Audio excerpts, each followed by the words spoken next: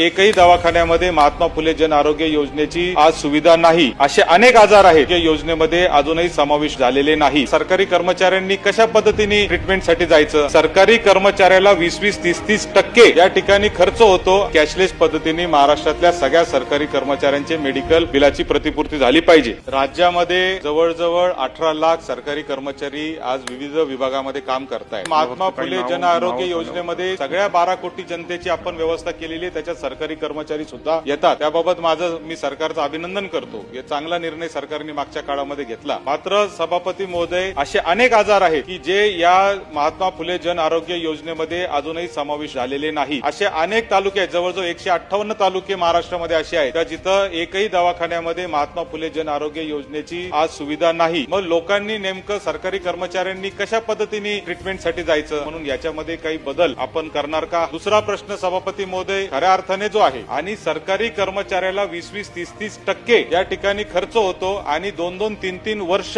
त्याचे पैसे त्याला मिळत नाही। 350 कोटी रुपये आता वर्षाला हे सरकारी कर्मचाऱ्यांच्या बिलापोटी आपण त्याची रिइंबर्समेंट करतोय। एवढेच जर पैसे आपण जर एखाद्या मेडिक्लेमच्या इन्शुरन्स मध्ये जर टाकले तर मला असं वाटतं की या सगळ्या सरकारी कर्मचाऱ्यांना कॅशलेस पद्धतीने आपण निश्चितपणाने ही सुविधा देऊ शकतो। कॅशलेस पद्धतीने सरकारी कर्मचाऱ्यांचे मेडिकल बिलाची प्रतिपूर्ती होण्याचा निर्णय सरकार घेणार आहे का?